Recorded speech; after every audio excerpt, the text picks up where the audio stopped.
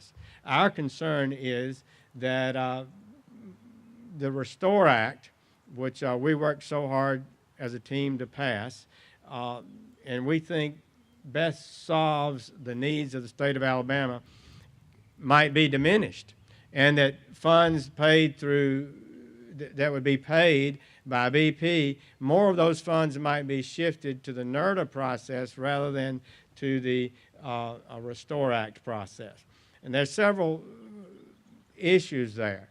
One is that the NERDA process is tax deductible for BP. So obviously, if they've got a certain amount of money they want to pay, they'd prefer to pay it under the fund that's tax deductible.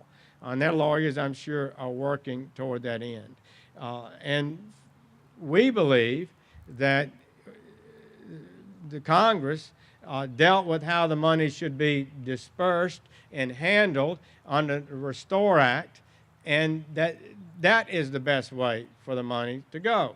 Now, in truth, these are two separate actions. The penalty is based on liability, a minimum of $1,000 a barrel, about $5 billion will come in that fund. But if the negligence is substantial, that amount could go above that, and the Department of Justice is advocating for more than that. So we don't know. They have the responsibility to settle that. And so really these are separate cause of action. But lawyers, when you get down to signing an agreement and you want to sign off on both of them, then they all sort of gets muddled, right? You can see the danger that we're working on. So I want to say that our congressional delegation is focused on this.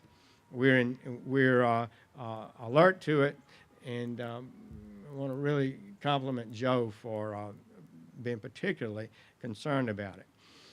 The Restore Act went very well. I was nervous about it. I could see problems, but as it went along, it went well. The bill on the Senate side came through the Environment and Public Works Committee. I'm a member of that.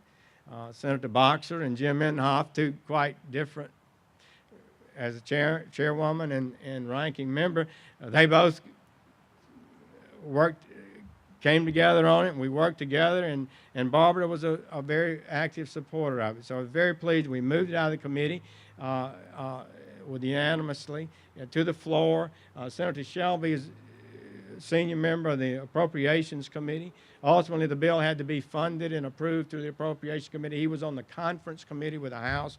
Joe got good legislation out of the House, and it was able to be passed with a big vote. We had a big vote in the Senate, which I think gave us some momentum. So we believe that the Congress has spoken and that this is a primary effective way to distribute the money. And I'll just say this about Governor Bentley. It's easy for us to sit here and say, you ought to do this, you ought to do that, we want to do this.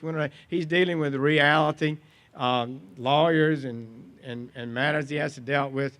My general philosophy in these circumstances is to do what I can in Congress to deliver a legal and political situation that gives our governor, who has to make the final decision, as much flexibility, as much power, as much influence to do the right thing for Alabama as we possibly can, and that's been our goal.